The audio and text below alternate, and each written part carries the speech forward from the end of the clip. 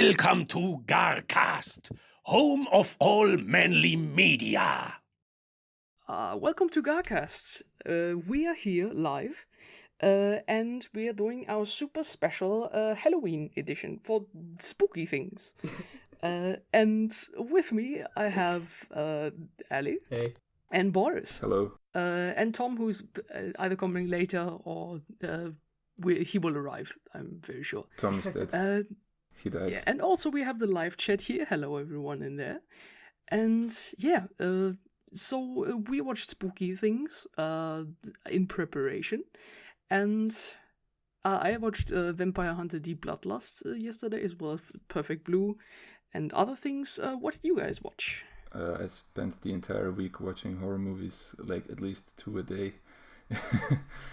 so I have a couple of things I've seen. Yes, Dan. Nice. Should we start raving about Vampire D Bloodlust, which I just finished like 10 minutes ago? That's fine, yeah. Yeah. First of all, wow, those visuals. Yeah. Wow. Vampire D Bloodlust is basically gothic to a hyper extent. Like everything you could imagine, from like gothic castles to bats to classic monsters, like I don't know, werewolves, vampires, wood creatures. Like everything is in there, but just cranked up to 11. It's amazing. It's actually like Helsing if it was actually atmospheric. Yeah, if it was good. Yeah, I thought about that myself. Like, all the vampires that are in there are just, wow, they're so stylish. Like, so good. Like, everybody has these super, like, thin faces. Like, they're, like, it's looking super sharp. Where you just can see the elegance, like, all over the place. And you think, like, well, that's a vampire, alright? Yeah, everything about the visual style in Vampire Hunter D is just elegant. That's really the word I would go for. Like, all the things that are happening, the designs are maybe a bit silly, a bit out there, like a mix of gothic horror and science fiction far into the future. But the designs and the way everything moves, just the opening scene and all those crosses that bend on their own and shit like that.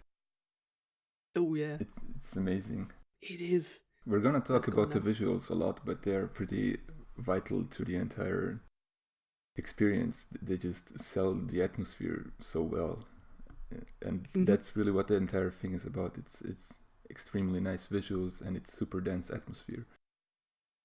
It's maybe a bit light on the plot, but yeah.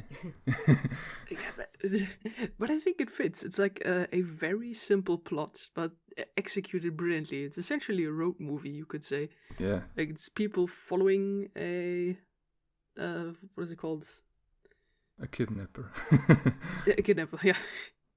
Following an evil vampire to at first his spooky mirror castle, and then the super spook castle. But there's some subversion in there as well, because as it turns out, as you keep watching the movie, that maybe the kidnapper isn't a kidnapper. Maybe there's more going on there. I don't know. I'm not gonna spoil it. I'm not spoiling it neither, but you are right on this one.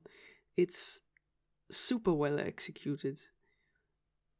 And I think that this is what counts. Like, I cannot find everything that just seems too out there, or where I think, oh, that doesn't fit. Like, no, this the themes and aesthetics and everything just stays in one continuous line of, wow, that's awesome. It's a really, really nice, unique combination of a lot of different elements. And it's packaged beautifully. Yeah. Yeah, and with Michael saying that surprised that the style has never been done outside the two movies and the game. Yeah, the older movie is a bit more dodgy, I think. It's not quite there in terms of visuals and not even the storytelling. But yeah, Vampire Hunter D hasn't been done often, which is strange because it's a long-running novel series in Japan, I think. Oh, okay. And Nice. it has all those illustrations by Amano, the guy that did all the Final Fantasy logos and early concept that art. makes sense. Yeah. Now, of course, in Bloodlust, all of that is translated through the lens of Kawajiri, who has a very unique art style of his own. But it actually goes really well with Amano's, I think. The elegance definitely shines through. Yes, it really does. Like the character designs in his films are like always so distinct. Like you can absolutely feel the Kawajiri's style. Yeah. He always has those long angular faces, stark black shadows, and super smooth movement on everything. Flashing lights, strong colors, all of those things. Yeah, just that framing. Like the cinematography alone is like, well. I think I went into a rave over Wicked City just the last time I watched it, because you can just stop every time for every screen cap. It's wow, looks good. But especially Vampire Hunter D Bloodlust, just oof. Like you could say that one's at like 30 screen caps per minute or something. Just wanted to constantly stop, hit the buttons. And you can't even screen cap some of the emotion, and that's really good in there. Ooh, yeah. I think I'm toying in my mind now if I should get myself the Blu-ray of Vampire Hunter D Bloodlust just because. Is there a Blu-ray? I think I saw one somewhere. I only have the DVD, but I'd really like to have a Blu-ray if it has English or German or whatever subs. Yeah, that would be cool. But I think I'm going to look it up again. The DVD actually has really good video quality though, so... Ooh, okay.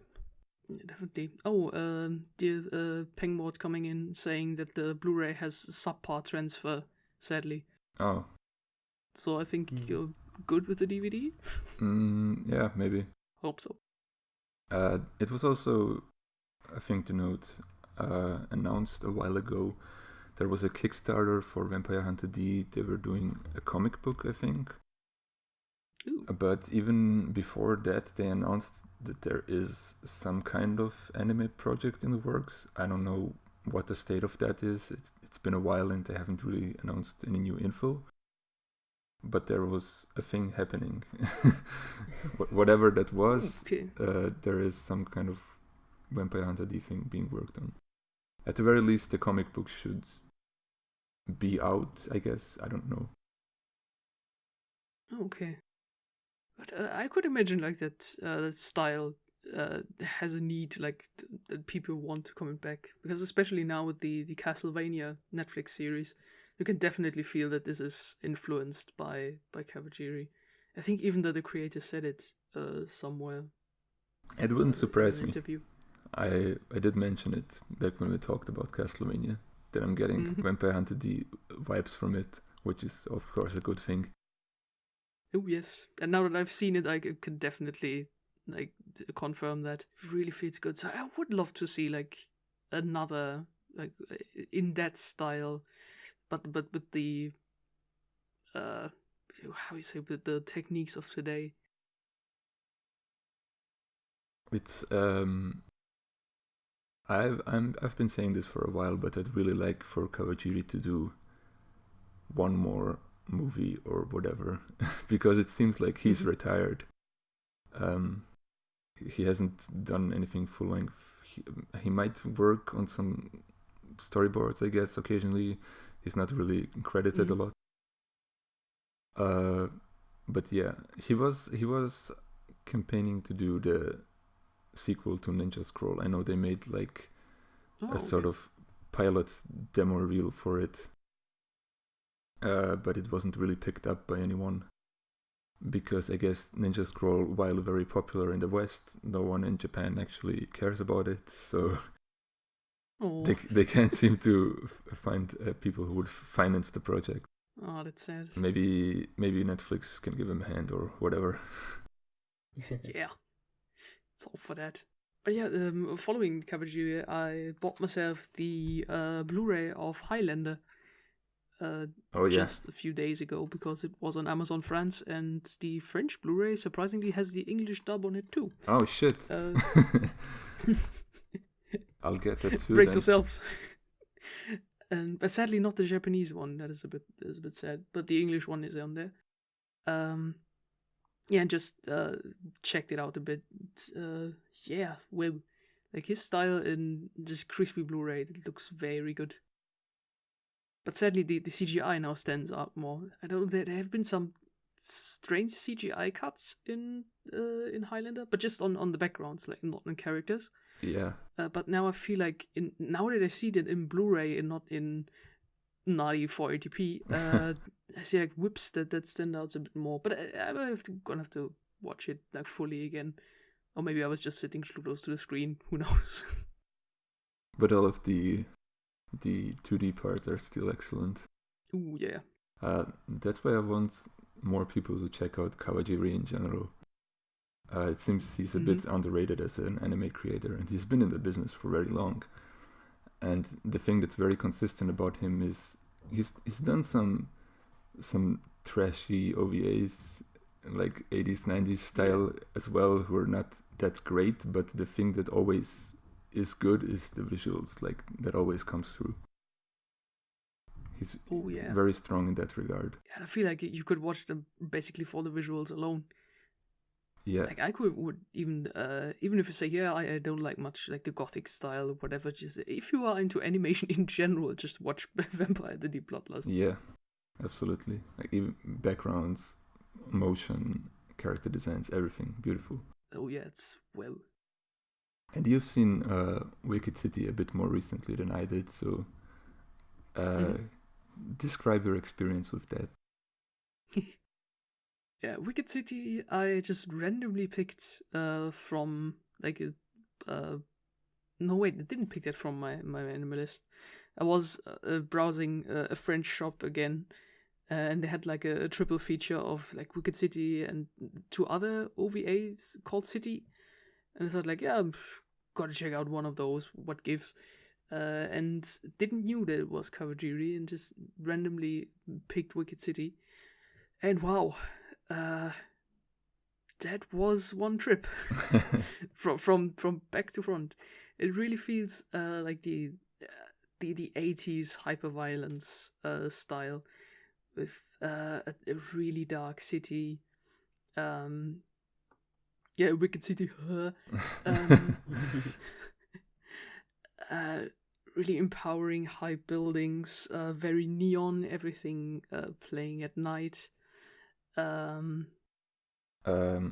Just a quick question there. The triple feature you have, does it have Cyber City Oedo and Demon City Shinjuku?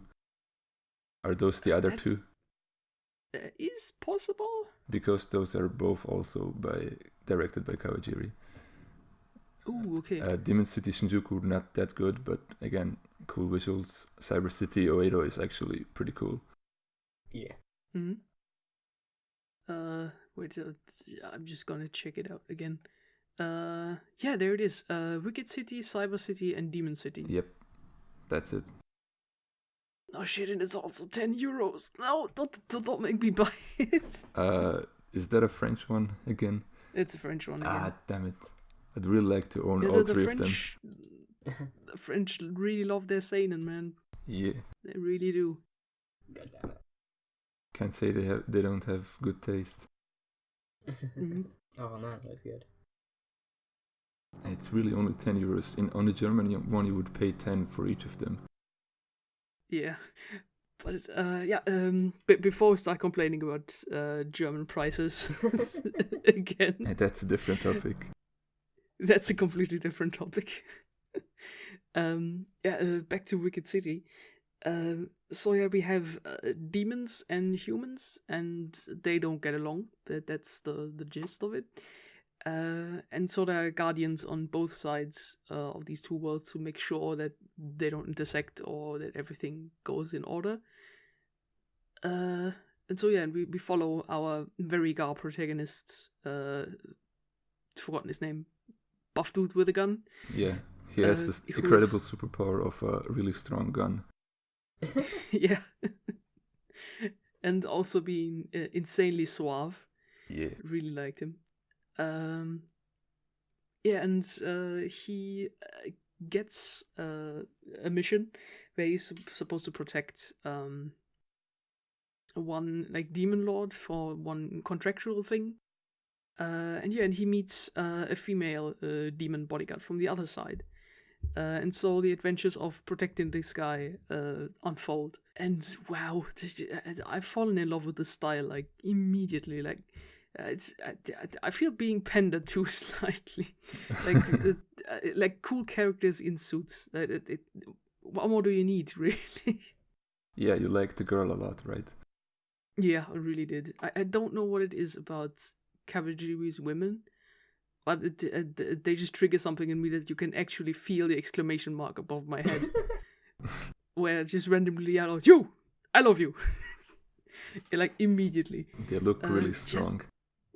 Yeah, they're like strong, but also there's at the same time an elegance to them, like the super like straight angular but thin faces, and these like super cool like slightly waved eyes. Yeah.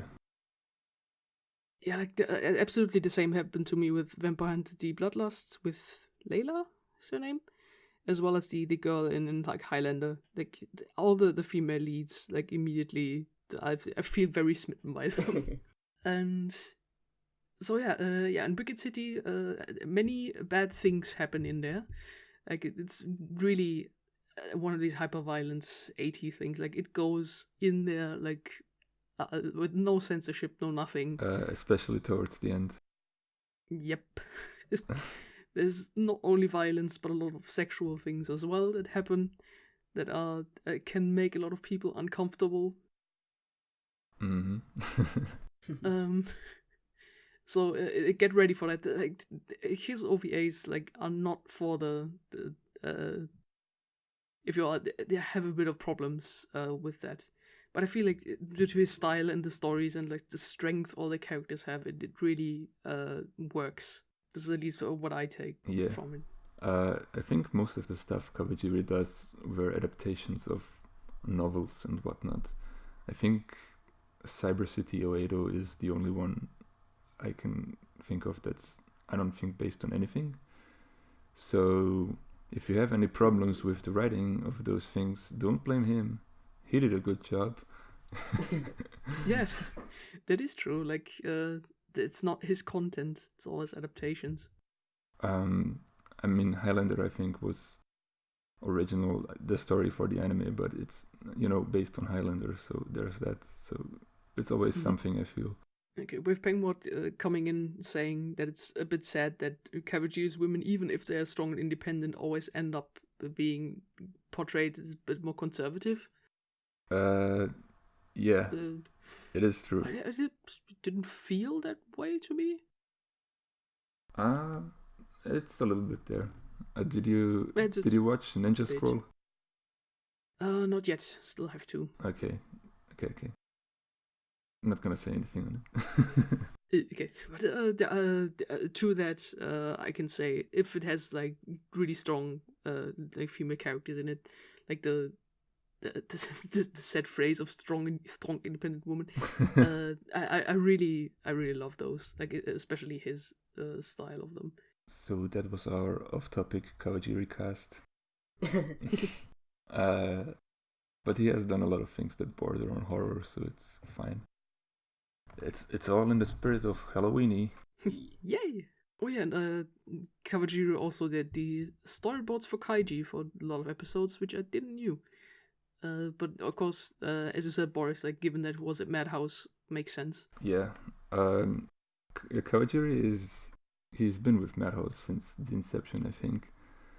People nowadays That is a long time. tend to say that Madhouse doesn't really have an identity of their own. I think they did at one point, but the studio is so old that all of their like really recognizable creators are all either retired have gone on to form their own studios or straight up deceased. Yeah. So that's why they're in a weird state right now. But I do think that Kawajiri is actually still with them. It wouldn't surprise me if he does a lot of just uncredited work, as far as we know at least, on their newer series as well, like storyboards occasionally and whatnot. Some key animation, I guess. And maybe some of people might know his protege, who's a bit of a more recent creator, Takeshi Koike, who of course directed Redline Oh yeah. and some of the more recent Lupin OVAs. Oh yeah, true. He's basically mentored by Kawajiri, and their styles are somewhat similar. Definitely comes through in the shading and, you know, strong use of color and whatnot. Yeah, especially those like thick black sharp shadows of Redline Yeah. really give off that feel. Like, now that you even mention it, like, even a bit of the character design comes through. Yeah, Like, that's in Redline, especially the protagonist. Could see him in the Kawajiri he has that long face. project. Yeah, good. I don't think I have anything more to add on Kawajiri. Just check out his works, everyone. Yeah, they will always be the aesthetic as hell. Yeah. And yeah, we could move over to Perfect Blue maybe, or do you want to move to yours? Do we wait for Tom? It seems like he has awoken. Yeah, Kiwi boys. He is awoken. Finally. What time's it there? They're like, it's half 10 there, I think. Yeah.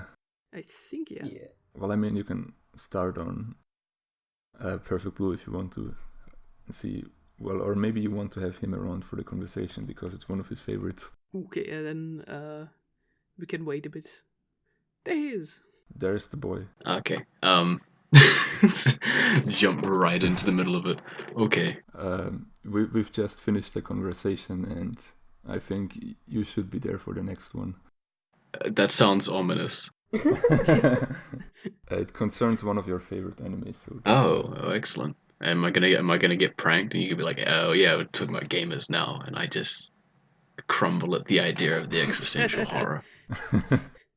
It's your favorite anime. Is Nisekoi. Nisekoi is actually, I think the anime is well done. I like Shaft, and honestly, I couldn't think of a better adaptation of the way to do Nisekoi. Nice. Strong praise. Back to the horror theme. So yeah, it's not Nisekoi, it's Perfect Blue. Ah, dude, my boy Con. Yeah. Yeah. I mean, everybody loves Perfect Blue, or they should at least. It's Con's first movie, and some people say it's some people call it a little bit safe. I think it's perhaps a little bit more subtle than something like Paprika, which is very in your face and alienates a lot of people. Whereas, I don't know, it tells a very good story of Mamimi. Is that her name? Mami? I forget. Mami, yeah. And, you know, and I guess the pressures that's placed upon a celebrity, and everything's viewed very much through her lens, and as she starts to break down, you as a viewer sort of start to lose track of what's going on as well, and that's where the horror comes from, I guess. I just finished it yesterday. It's like super fresh. Saw it for the first time, and for some reason I'm very happy about that. Nobody spoiled anything. No. No. And Con's movies people don't spoil, which is really nice. Yeah. Hey, cool. It's like an unspoken rule of the internet. They're a bit hard to spoil too, because they always go off the rails a bit towards the end. So what exactly are you gonna spoil? You try spoiling Paranoia Agent. I dare you. So yeah, just finished it. And wow, I needed a bit of a lie down after the film. Because I was definitely not prepared. I just knew that it has like heavy themes in it. It's like, yeah, okay. But then when I was finished, I was like, I feel uncomfortable. So it's really what is your public image and what are you and what is the disconnect between the two. Hey, that rhymed. That's the story of Perfect Blue. And wow, basically all the heavy stuff that you could imagine is in there, from paranoia, like psychological terror, stalking, and all in this world of you could say this the normally high class world of like TV stars and film and idols, especially perceived to be high class. Yeah, perceived to be high class. Yeah, it turns out that not everything is as high class as one thinks it is, especially if you then get deeper into stuff with like sleazy photo shoots and stuff like that. Also, her living conditions don't seem super high class exactly. Oh yeah, just one room where she lives. Or maybe that's just Japan in general. I don't know. So yeah, it's, like especially it starts with like you think okay, it's this normal stalker stuff. Where she quits her idol band and then she gets a fax at home. This is like traitor all over the place. And you would think that, okay, it's just one fan going bonkers. But then you just notice, no, this goes a lot deeper. Like she finds an internet site about her that is like written as if it was her writing, as like her personal diary. Then she gets a letter that is prepared with an explosive that doesn't go off in her face, but just everything just gets worse and worse, and that is one hell of a trip. And it's not only Mami, obviously, that's getting worse and worse. There's a couple of characters in the movie that you don't, I guess, see directly, but you do sort of see the culminations of their obsessions, I guess it all very much adds to the discomfort. Yeah, especially like in the later parts, like I think the half or the last third is where especially Satoshi Kon's directing like really, really shines, where it just absolutely cannot tell anymore what's real and what's not. Just because these scene transitions are so good that just happen. That's the thing he likes to do, right? Well, yeah, it comes to the point where you're, as a viewer, you're questioning yourself and what you've seen thus far, and it's neat. Oh yeah, like I had only seen Paprika before, and I was already blown away by that cinematography and directing. But I think like Perfect Blue is like even more. Like I love how the direction style is just used to disorientate you more and more. When Paprika it's used to link rather. Does that make sense? Well, yeah, it's distancing rather than, I guess the opposite, closing the distance. Mm-hmm. Rather than showing a correlation, it's to try and, I don't know. I'm still a bit scrambled in my brain. Did you get here from work or something? I wish I could say that. I'd sound responsible. I was out for dinner, and it kind of dragged on for a little bit. Do you have a drink or two? Oh, no, actually. I was a sober driver, so... And it was just dinner anyway. I guess I have the prestige. I can say it was a work dinner, and I look slightly better. 1,000 apologies again. No worries. It's fine. Oh, what's this I see in chat? Is it a Chris? Ooh, hello. What's happening in chat? It's a Chris appearing. Which Chris is it? Oh, whoa. Is it all of them, each of them all at once. Is it a good Chris or a bad Chris? There's only good Chris's. It's good Chris, the godmother, who is basically the reason this podcast exists. Diebuster Chris. Oh, exactly. That one. Yeah. Oh, the other Chris is here too. Holy shit. This is a Chris is everywhere. Pun Chris and Lewd Chris. Best duo. Anyway, where on earth are we?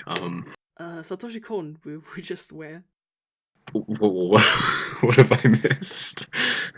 Do you have anything else to add on Perfect Blue, or? I don't. Probably masterpiece. Everyone should watch it. Oh yeah, and especially for the whole idol aspect as well. That because it's hard to say, but the idol culture as well is like very strange to me. Why that is a thing, and to see like the stalker thing that sometimes happen in real life. That is of course not in idol series, or at least I haven't seen in anime or manga or whatever. Like that is like even more scary because it's like one of these pure happy places, and then just something that dark comes in, and you think, oh god, stop. I'm So always a big fan of when idol culture gets criticized. That shit's fucked up. yeah, whatever happens there, I still don't understand. But yeah, definitely Perfect Blue must watch. Very very good. Well, in Khan's entire filmography is a must-watch. There's not that much in it, and it's all amazing. He only directed 4 things, right? I think it's 3 movies and Paranoia Agent. No, there's more than 3 movies because there's Millennium I thought Actress, it was Perfect 6. Blue, Paprika. Paprika. Then there's Tokyo Godfathers. Oh, right, shit. Oh yeah, I haven't watched that yet. That's very good. That's a good Christmas movie because it's obviously set around then. Mhm. Yeah, I'm only missing And then there's- Millennial Access, I think.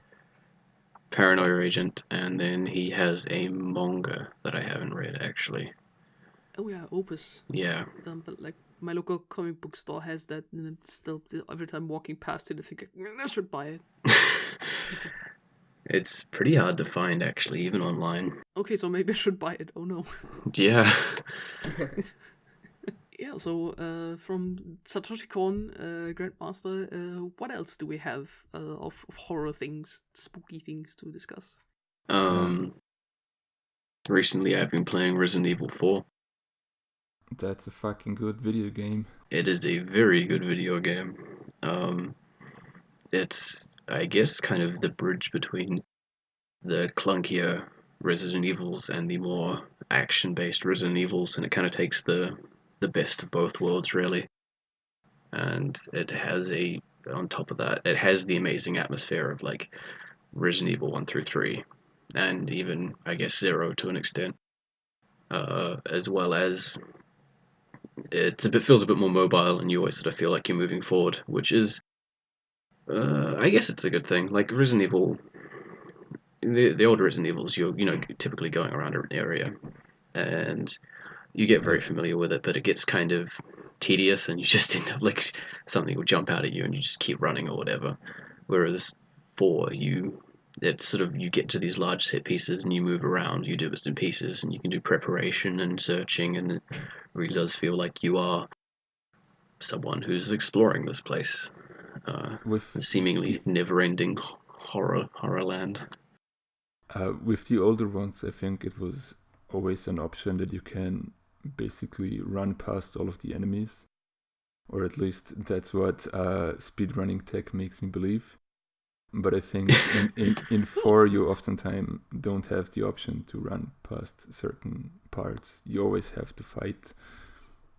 I always remember that one part where you're with the other guy. What was his name? Was it Louis? And That sounds about right. You're in that one house, and you just basically have to survive a swarm. That was always terrifying as shit, because there's a lot of them, and you just sit in the corner, and you're scared and shitting your pants. Oh yeah, it's still got like it's still a little bit clunky gameplay wise. Even playing it on the PS4, the gaming's not perfect, but I guess that really helps with it. If the gaming was perfect, it probably would be a little bit boring. You have to take it a bit slower when you're going through places. But I don't know. It's a fucking good game, as Boris said. Yeah, they definitely emphasize the fact that you can't shoot and move at the same time. That's a big factor in the combat. And okay, that sounds cool. Yeah, so it is. It's still got that thing from the older Resident Evils that you're very much still while you're firing. So combat is it removes the threat, but it also puts you in immediate danger. Okay, that sounds good. I've always seen a lot of gameplay stuff from Resident Evil 4. I think is it the most beloved one? I always get that feeling, or at least the most talked about one. I think it is probably the one with the widest appeal, because Resident Evil 5 I think is fun, bet a lot of the older Resident Evil fans sort of poo-poo it a little bit for Yeah. being a bit too silly, which I can totally get. And then a lot of a lot of people may not quite have the patience for the older Resident Evil, especially like one, where it's I don't know. I think one's kind of lacking in a lot of areas. I'd say two, if you really want the pinnacle of what the older ones can be running around this sort of decrepit city. Yeah, and you're sort of trying to piece together what happened, and I don't know, it feels a bit more potent really than Spooky Mansion. I think the enjoyment in 5 also depends on whether or not you're playing co-op with a friend or not. Oh yeah, that was the co-op. Yeah, 5 and 6 are definitely made to be played co-op. And I always did, and that's why I actually have fond memories of playing 5. But I guess a lot of fans of the series don't like it a whole lot. Yeah, I mean, I played. I don't think I played all of 6, but I played all of 5 co-op. Like I said, I thought it was pretty fun, to be honest. Yeah. Not quite as like spooky as 4, because 4 still had really good music and amazing sort of design on how the worlds were. Because it starts off a bit, I guess, a little bit basic, but it evolves in a nice way. You start off in a little shitty village in the middle of nowhere, but then you move through very different areas, I would say. Yeah, that's one way to put it. I think Resident Evil 4 is on pretty much every platform that exists right now. So, Yeah. Yeah, that's what I wanted to ask too. Like, if I want to play it, where should I go to? You could go back and play it on GameCube if you really want to. It's on PS4. I think it's probably on PS3 as well. It is on PS3. Oh, okay.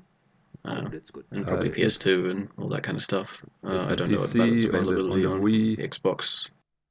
Yeah, it's a wild ride. It'll probably be on the Switch at some point. Yeah. It's going to be right up there with Skyrim. It's just the game that's on everything. Yep. It's on Steam as well. Yeah, so Oh, okay. I think all Resident Evil games are on Steam now. So yeah, all of the ports are good too. I think there's no noticeably bad one. Some of them have some issues with the 60 frames stuff, like I think the PC one, but it's minor, so whatever. Oh yeah, Michael's in chat and he's mentioned 7, which I haven't played at all. It's very different. I didn't either. I only watched an LP of it.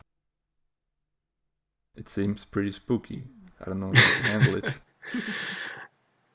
Yeah, the first person's a bit different. I'll probably definitely give it a shot. Yeah, wasn't that you are alone in a spooky house in the middle of America or somewhere? Yeah. That was 7, right? It doesn't even really involve zombies, I think. I think it's just like terrible, very spooky people. It's very Texas Chainsaw Massacre, but with some weird Resident Evil mutants in there as well. There's also the one boss that gets in a car during the fight and starts drifting around and doing donuts. So, of course. Yeah, that's Resident Evil, right? That's pure horror, especially if you edit the initial D music to it. Okay. Apparently Resident Evil 1 was supposed to be first person. Okay. Never heard that. Alright. Then the 7's main enemy is spores. Well, the entire enemy is just an evil virus. Multiple evil viruses. Different evil viruses that do different things. Incrementally different stages of zombie. And sometimes the giant Leviathan sea monster. Or it can turn giant you into spiders whatever. or giant eyeballs. Or, yeah, it's just... It's a wild ride. They're all worth playing. Yeah. I just remembered that while I didn't play Resident Evil 4, I played the 3DS game Project Cross Zone, which is like a gigantic crossover of the everything, basically. It's like Capcom and Sega, I think. And Sega. Oh yeah. Exactly. And yeah, there you can fight like some of the bad guys, and you also fight with I think Leon is his name, the fourth one. Yeah, the best Oh. one. The protagonist. Best boy. Yes, boy. Yeah, so I just remember that being very fun, that you can take all of these characters that you love and they beat up a bunch of zombies. I remember seeing, like, because Phoenix Wright was in it, I think. And that got me interested. What I love even more is that Phoenix Wright is the world of Phoenix Wright is paired with the world of Yakuza in the Cross Zone. Like somewhere that, like, Majima sees Phoenix Wright and says, "Hey, you're the guy who just helped me back then. How are you, my awesome lawyer guy?" He's like, "Oh, don't remind me of these things." And he's like, "Can I have just that, please?" So yeah, these two always fight in a team. And that's basically everything I ever wanted. Where's my Yakuza law game? Yeah, I want that. Please give me. At least Yakuza had a weird zombie game with. But you haven't played yet, and I'm super excited for it. Yeah, people tend to shit on that one. I'm not sure what the issue is. I haven't played it. But from the trailers I saw, it always looked fun. Because it's. You'd imagine it'd be like that. Like that Red Dead Redemption DLC, the Undead Nightmare. Yeah. Where, I thought it was pretty fun. Nothing entirely special. Yeah, same. I thought it's like just an in-between like adventure that you can play. Yakuza game in 30 seconds would be a bloody rush. Ooh, yeah. And I still haven't finished 4, and I think Dead Souls plays after that, so I still intend on playing after that because I'm too excited about it. I don't think there's a lot of timeline shenanigans in Yakuza Dead Souls, but whatever. Like, yeah, Chris, Mr. Einfan, coming in that the zombie game had technical issues, and I heard that as well in different reviews, that basically Yakuza wasn't built as a third-person shooter, so that makes it a bit clunky. But then again, I'm just here for the story and the action. and the karaoke. Oh, yes. Karaoke is important. Oh, yeah, and you can play Majima in that. Yeah, no, but you can play him in Zero as well, and his story is excellent. And you get to play with Majima's classic bat fighting style, and it's the best way to play the game. Nice. Because Majima's fighting style is just like the regular one with his bat, or literally breakdancing. Yeah, I've seen that. It's beautiful. I need to get that one back. Borrowed it to a friend, but he, I think, stopped playing like halfway through or whatever. I don't know if he... Retrieve your treasure. I don't know if he's gonna complete it or not. Like, he says he likes it, but he hasn't played it in a while, so I'm getting mixed signals here. And I want to play what is considered by many people the best Yakuza game. Okay, anyway, did anyone watch some live action horror? Anything good? I watched The Thing. John Carpenter's one. The good one. The best horror movie. I don't know if it's best horror movie, because we talked about best horror movie last time when I was really sleepy. But The Thing is very, very good. I guess it's perhaps a little bit slow to start, but that's, I guess, a lot what horror movies do, and it works for them. The build-up. I think the moment you get to the a simulated dog is actually not that far into the movie. That's like 10 minutes in. I guess, about 10-15, I think. And it's, I think I mentioned briefly during Alan's, might have been during Alan's live stream, like yesterday, that with The Thing, its directing is very much about the motion of the camera, so how the shots move, which is really good to watch. So it's not exactly pretty to say like screen cap or anything, but it's an absolute joy to watch, especially with how it, I guess holds the suspense with the motion, especially with such a creature that can be anything or anyone, not anything, but yeah. I want to talk about that creature a bit because I think it's It's really fascinating. People always tend to say that in horror movies, the less you see of a monster, the more the scarier it is. But with the thing, You see.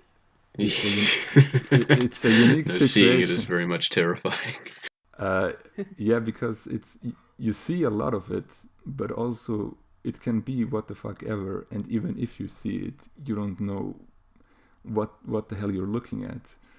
So it's still terrifying in that regard, even even if it's lit well and you see everything about it, it's still trying to comprehend it is scary. And of course the entire aspect of it can turn into people and act like them, and you don't know who is infected or assimilated or whatever and who isn't. I mean, that's where the entire suspense of the movie comes from. I also watched THINGU, if any of you have seen that. Oh yeah, Thing Pingu crossover. Yeah, What? Thing Pingu Stop crossover. motion. It's very, it's What? yeah. It's the best horror film. What is that? Where can I watch it? It's just on YouTube. It's like 5 minutes or something. I'll get it up. Yeah, somebody remade Pingu with the plot of the thing, but animated in like the stop motion Pingu style, and it looks super good. Yeah, I'll have to watch that. I didn't go and see it, the movie yet, because I honestly have no interest. I haven't seen the old one, the old series or whatever. So I've just kind of left it. I don't really have much attachment to it. I've seen it and I've read the book partially. That's a big book. That is. It's a huge book. I can't even bring myself to read it. It's so long. I read like 900 pages and then stopped, and that's like still there's a quarter of it left. And now they released like I don't know what you would call it, like a director's cut version of the book, and has even more pages. It says like 1,500. Whoops. I don't know what the fuck was going on there. It's like Red Letter Media said, I think Stephen King combined with cocaine, he had a lot of energy in the 80s. Yeah. I haven't seen the old serial either. From what I've seen in that Red Letter Media review, it doesn't seem terribly great either, aside from Tim Curry's performance, which I feel like I've seen almost every scene he's in Tim Curry YouTube is videos. an absolute beauty. But yeah, I've seen the new movie, and it's good. It's actually pretty great. I'd recommend it to people. I think my main issue with the movie is that they really felt the need to put in a lot of loud noise jump scares, and I don't think that was even necessary at all. But I guess that's just a thing that you need to put in your modern horror movie, otherwise it's not a horror movie. Yeah, it's not going to be the eighth installment of Paranormal Activity if it's not like that, Boris. But it made a shit ton of money, so who am I to argue with? I feel like it's producers meddling there. I don't think the director would have done it, because I've seen the director's previous work. He's only done one full-length movie, I think, which is Mama. That was produced by Del Toro, I think. Mm-hmm. That one was pretty scary, and I don't remember that having any jump scares. It mostly just relies on having a really fucked up creature, and kids are scary. Fuck kids. Whoa, Boris. Quick, get out the cuckoo clock noises. No, leave it in. It's all good. There's an out of context audio file, but whatever. Yeah, the new it's good. It is good. The child actors are actually pretty solid, and the creature is it turns into whatever. It's barely a clown. But that's the thing I liked, because it seems like, since it's like, I don't know if this is a spoiler, it's not a clown actually, it's some weird alien creature. Monster? Random monster or whatever.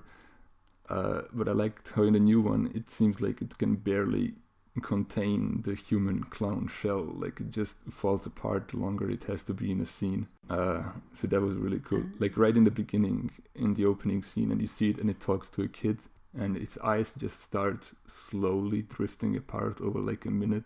So it's not even focused and looking on the kid anymore. It's just weird. Okay, that sounds good. Yeah, it's a good movie. I'd recommend it. But I mean, it's like one of the biggest horror movie success in the past years. So like, whatever, who do I even need to recommend it to? Well, good. So then I have another reason to watch it. It's good. And do see it in the cinema if you can, because maybe you're lucky like me and you sit to like two girls who are continuously shitting their pants throughout the movie, and it adds an entire layer of entertainment to it. I guess in terms of other horror things, Ali watched Peter Jackson's best work a couple of weeks ago. I'm not even joking, it is. That's a claim. That's a take. It's a take, but it's true. Can't argue with me. Bad Taste is the best thing Peter Jackson ever made. Bad Taste is the best. I love it. It's so good. I thought you meant Braindead. It's like the best low budget movie I've ever seen. Had like a budget of 11 grand or something. Something like that, yeah. But then it is just like Peter Jackson and his mates just fucking around with masks and guns. Yeah, I've read that they just made it over the weekends over the course of like 4 years or something. I wouldn't be surprised. So it's Nice. It was like a hobby for a while, but then it kind of came together as a movie. I've only seen Braindead, and that was already Braindead's also great. fantastic.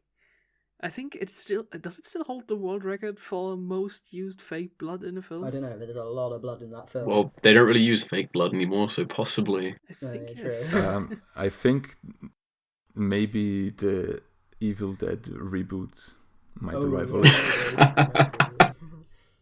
because the Evil Dead reboot has a scene at the end where it's literally raining blood from the sky, and the entire screen is just red for like 15 minutes.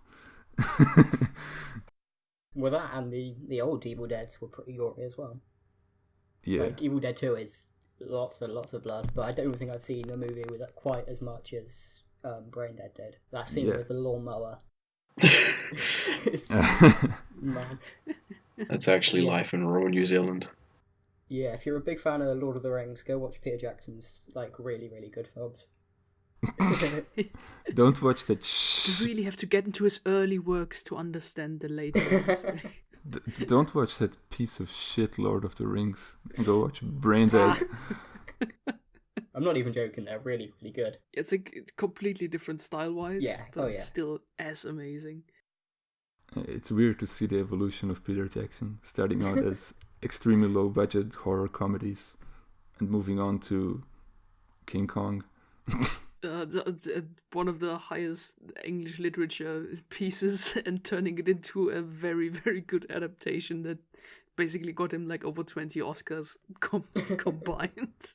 Don't underestimate horror movie directors. Same thing with Sam Raimi, who directed Spider-Man eventually. Mm-hmm. Yeah, and it reminded me, as you just earlier mentioned, Del Toro, I should rewatch Pan's Labyrinth. I haven't seen that in a while. I remember that being like exactly thinking, this is scary.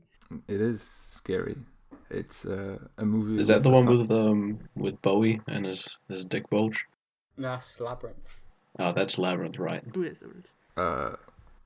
Okay. Well, in Pan's Labyrinth you have a bunch of scary monsters, but you also have Nazis who are way scarier. Oh, yeah, and basically, I remember the torture scene and also the monster that has like its eyes in its hands. Yeah, like that scary thing. The scariest scene to me is the one with the wine bottle. That's the one I always remember. Shit, it has been like too long that I've seen it. I was probably like 17 when I watched it, and that's like nearly too many years ago. Yeah, the wine bottle scene is basically where me and a friend were watching it when it came out, and that was when he turned around to me and went, "Hey, this isn't a fantasy kids movie." I think it isn't. No, it absolutely isn't. But the marketing made it look that way, which is why it had some outraged parents back when it was in cinemas, who mistook it for like a Narnia thing and watched it with their kids, and no. That's not good, no. That one's not appropriate for kids at all. I get that with like other films where that happened, like most notably like Team America, where parents complained. How would you even get a kid into that? It's rated R18. I don't know. I don't understand either. I have been in a cinema where the Dark Knight Rises or Dark Knight ran, and there was like a 6-year-old kid next to me, and I asked myself just how. Well, it's Batman. Yeah, it's Batman. Batman's it's for totally kids. Okay. It's a thick Batman. He's gonna crush you with his thighs. As he does. That's what kids should learn about nowadays. Batman's just a big angry man in a black suit. Any kind of office job you meet your own Batman. That's preparing children for a life of indentured service. Thank you for reminding me to watch Gotham Knight, because there's a Kawajiri Batman in there, and I hope that he will be very muscular. Yeah. He has the face. No, if you want to watch Batman, you just watch like Brave and the Bold. That was really good. Oh shit, That animated series. Best depiction of Aquaman. Hell yeah! There's this like episode where he like goes on a I guess it's like a family vacation, like driving around the country with his family, and like he keeps stopping and trying to help superheroes. They're like, no, man, it's all good. Just enjoy your holiday with your family. And that's the episode. There's also an episode where Batman gets split into 3 or 4 different Batmans, and they all have different personalities. And one of them is just a lazy Batman who eats nachos all day. I feel personally linked. That's the best Batman. Also, Batman the Animated Series. That's a good Batman too. Yeah. If you watched Big O and you want more of that, watch Batman the Animated Series. Because that's all about aesthetics and looking super sharp. Yeah, but yeah, maybe Batman is not the most fitting topic for this horror podcast. Or maybe it is. I'm not sure. We can talk about Bats Aquaman. are scary. Bats are spooky. The ocean is spooky. Well, I don't know. What was discussed before I showed up? How we need to rise up as humanity and defeat the ocean. Oh man, the fucking ocean! I can't believe it. It's still there. Every day on the it's beach. mocking us. I can't believe it. Just look at it with these waves. It's filled with things, Bah. and we don't know what they are. Saltiest motherfucker on the planet. Yeah. No one even brings him up on it. Yeah. We cast Vampire Hunter D Bloodlust before that. Yeah, that was the Oh, hell actual yeah. one. Watch that. There we go. That's my comments on that. Yeah, it was basically a lot of raving about aesthetics because it just looks marvelous. Yeah. So, Ali, you watched some slasher movies, didn't you? Yeah, I watched Nightmare on Elm Street yesterday, which was pretty rad. I did too. Like, Oh, hell yeah. right after, because I wanted to know. Fun film. It is. It's really neat how it keeps seamlessly switching from like the real world and the dream world, I guess. Basically mirroring how it happens in real life, where you can't remember when you fell asleep. Mm. And Freddy is a lot of fun. Yeah, he's a good villain. He's like the perfect mix of super creepy and super cheesy. He's a big burn dude with knives on his fingers. He is entirely cheesy. and such a lovely smile. and he slashes off his own fingers to threaten other people. And slices his flesh open to reveal the maggots within. He's as one does. I could never really get into Nightmare on Elm Street. I've never seen the first one, but I've seen the many consequent sequels airing at different points on television. I guess that might be my problem. Maybe the sequels just aren't as good. Well, the first one has really good reception. Yeah. The best Nightmare on Elm Street is that Simpsons parody episode where Willie's just replaces Freddy. Oh yeah. Let's talk about Treehouse of Horrors. Hell yeah. Just wanted to say, like, with slasher movies, it's always a really weird thing because you almost don't even have to watch them. Like, you see so many parodies and mentions of it in pop culture that you basically already know what they're about. Mm. And with Nightmare on Elm Street, it was the same thing for me, and primarily my knowledge came from the Simpsons parody, and it's actually a super accurate one. Well, the Simpsons horror parodies are actually pretty on point, from The Fly to even The Shining, which is great. The Shining. The Shining. You gotta say the name. In my horror film seminar, our prof showed that one to us. He said, "Yeah, this is probably the best parody you'll ever get. We'll watch The Shining completely." Anything that involves Willy in The Simpsons is always gold. They even parody, God, what was it? The film Kubrick was working on when he died. AI, that's the one. Yeah, exactly. Yeah, AI. and they catch like the really jarring like change of tone perfectly, like in the episode as well. It's great. Is that the one by Spielberg? Is that the same thing, or? So Spielberg took over the film when Kubrick died, and you can sort of see about where Kubrick sort of stopped working on it and where Spielberg very much started on it. And it's just kind of a mess, and obviously it doesn't really work at all. If I remember correctly, that was not in production hell, but in basically them two giving the movie back and forth. Because if I remember correctly, like Spielberg thought like Kubrick has the cinematography and just the epicness, while Kubrick says, "No, you have the heart and the stuff for this film." So they basically said, "You do it. No, you do it. You do it." And then basically, oops. And now Spielberg had to finish it. That's why like the tone is all over the place, because like I just couldn't think of two radically different directors in style. Of course, there's like, I guess it's the season, so there's some other popular horror movies airing at the moment. You've got like the Emoji Movie. Gamers. No, Gamers is finished. Oh no. I don't get. Okay, I'm not going to get angry about Gamers. This isn't the podcast for me to get angry about Gamers. We'll make a special podcast just for that. Just for Gamers. I can make my own video. I don't need to ruin anyone else's day. I'll sit there and listen to you.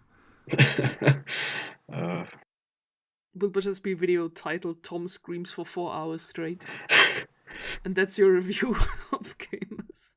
New Zealand man breaks his vocal cords. I don't know. I'll probably finish Gamers before I say anything. I start making too many concrete statements on it. But Maybe from what it I've turns seen, around and becomes brilliant. Oh, yeah. Fingers crossed. You always hope something becomes very good. I feel like something should have merit from the start to bring you in watching it, but I know there's things I've finished that I didn't like for a start, so the eternal optimist I am not, but I'll play it here. I'll pretend I am. Good. Should we like throw out, I think we only have like 10 minutes left. Oh dear. In the schedule, I think. Should we like throw out like horror recommendations for now, like not the big ones? Yeah, sure. Because I feel like they're like always gems to be found in the genre. Let me cover the series I watched this week real quick, because I watched a somewhat well-known slasher movie series in its entirety, aside from the new one which comes out next month, I think. The Child's Play series, or Chucky the Puppet. It might be better known as that. Just a quick summary, okay? Because this series is weird, and I think Jay from Redline Media tweeted it out this week, coincidentally, where he said, unlike most other slasher movie series, Child's Play never received a reboot or remake of any kind. Instead, it just keeps getting sequels, and the continuity just keeps getting weirder. and they just add things and switch the tones of the movies from with every new one. Like, it's a weird anomaly. But basically, the first movie is a solid slasher movie, and that one's a bit weird because for the first half of the movie they try to build up this entire conflict of whether or not the puppet is even really doing anything, or if it's the kid who owns the puppet who is actually committing all the murders. Like, they're building tension around that, but it makes zero sense because the opening scene of the movie is showing how Chucky came to be, and the proof is right there that the puppet is evil and demonic. But I don't know, like, for 45 minutes afterwards they try to sell you on this tension. I don't get it. But the latter half of the movie is pretty good. Like, the moment Chucky starts talking, and Chucky is consistently the best part of this series because it's voiced by Brad Dourif, if I pronounced that right. That name rings a bell. He's been in like a shit ton of movies. I think IMDb has like over 100 of them.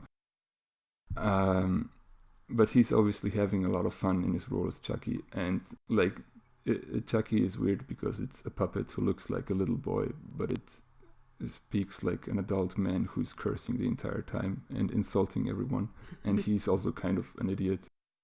The second and third movies are boring. They're whatever. They're just retreads of the first one, and they add basically nothing new except for slightly different settings, I guess. The fourth one is where the series just essentially switches from a straight slasher series into horror comedy and starts being self-aware.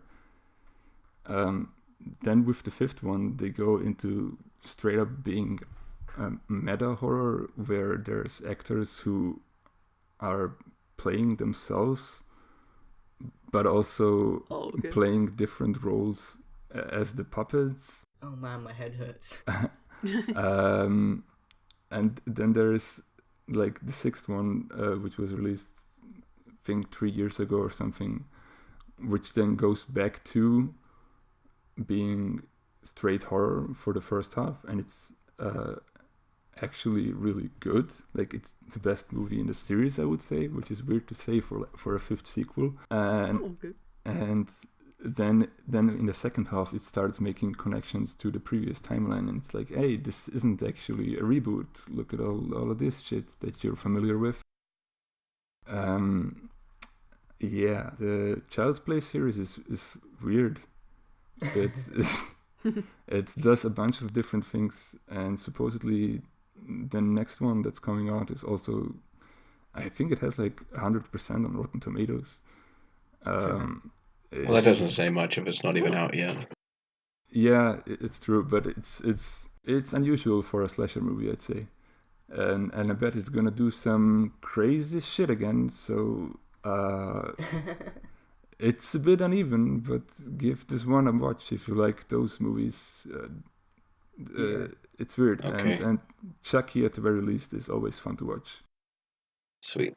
Okay, before we finish, I'm going to, I guess, also pick up something. I'll try to be quick so everyone can get a few last words in. Over the last sort of wee bit, I've been sort of had to take a break for a while because I'm a bit busy playing Yume Nikki, which is, while not necessarily a horror game, it's very much based on atmosphere and exploration, and it's just there's very little dialogue, very little much like interaction. It's entirely you going around and trying to find your way through this world through these dreams to try and connect stuff and put stuff together. And I posted a few screenshots to Twitter a while ago, but then decided I'd better not because I don't want to spoil it for anyone. And it's, if you want a masterclass in making a horror game entirely built around aesthetics and atmosphere, and just music, no dialogue, no action, just you, a girl riding your bike around a surrealist dreamscape. Yeah, that sounds good. I will throw out two unusual horror films for you to watch. One is the first Silent Hill adaptation, because I love that one. Yeah. And the second one is Ghostwatch, that I completely forgot to mention, and I feel like an idiot now. Ghostwatch being a BBC production that has like a huge story behind it, where people thought it was real when it went on on TV, and that basically made like a huge scandal, and then was banned from TV for like decades, and then came back. If you want to read up on it, or I don't know, to jump right into it, it's a 1 hour 90 minutes special. So Ghostwatch and Silent Hill are my picks for the spooky season. Awesome. I'll throw out my favourite John Carpenter, In the Mouth of Madness, is really fun. Gets pretty crazy. I don't really know what he was planning to do with it, but it's a good time. And then Takeshi Miike's Audition is a good Japanese horror film. Oh yeah. Yeah. Gets really weird and unnerving, like you probably expect. And it's actually, like, despite him having like 8 films out in '99, it's actually a pretty good realised film, unlike most of his films, unfortunately. He actually comes through with a really well fleshed out film. And it's spooky, so go watch it. I have no idea how he does it. I don't know, like, Jesus Christ, that man. His work ethic is crazy. He's the Viper of the film industry. He is. Oh yeah, and a film also by him that I've got coming today is The Happiness of the Katakuri's, which is like Dawn of the Dead meets The Sound of Music, which I'm really excited to watch. Sounds excellent. It looks excellent. That's one crossover I did not expect. That's a combination of words. Yeah. Okay. I'm gonna throw in Cube. It's a movie I watched yesterday. It's from the 90s. Yeah, Cube. That one's mostly good because it's all the setup is so weird, with a group of people who wake up in a big cubicle room. A cube. And it connects to other cube rooms. I think the entire movie is like filmed in just the one room, but they create the illusion that's more of them. And some of those rooms are filled with deadly traps. And that's it. Figure it the fuck out. That one was good. It has one of my favorite tropes ever, which is the sadistic game show. Basically, while it is not a game show, it feels like one. Like, basically, here's stuff that could be fun if it was safe, but it's not. You can die. It's absolutely not safe. No, there's Cube is like a sorry. great cult little thing. Sorry. I was just finishing up as well. A horror thing that I haven't had a chance to watch, but I know Boris watched fairly recently. Black Mirror, what's it called? I really wanted to check this out for a while. Yeah. Existential dread is what you're going to feel. Existential a lot horror, of it is. I mean, it's a science fiction show, but it's gonna disturb you more than some horror movies. I only saw the first 2 seasons, like the third one is missing for me, and yeah, that is going to finish you off so that you can scrape yourself off the floor with a little tiny teaspoon. Yeah. There's, I think, one episode in the entire 3-season run which has a really nice, positive ending. And it's usually the favorite episode of a lot of people because of that, because you don't expect it in Black Mirror. But every other one is like, hey, here is technology that doesn't seem too far off in the future in our real world, and here is what can happen if taken to the extreme. And nice. You deal with that. Yeah. I guess that's probably us about finished then. We made it in time. Excellent. Hit the crunch. I only missed the first 20 minutes, half an hour. Let's not mention that. Nah, no problem. Well, you're just gonna stick around for another 20 minutes detention. I'll just invade someone else's live stream. So hello there. All right. Yeah, should we round this off then? Cool. May as well, we. Yeah. As long as we're not just going to leave people in the lurch. Yeah, so then thank you everyone for tuning in the live chat. Very lovely to have you here, and also thank you for either getting up very early or staying late, that you didn't miss us.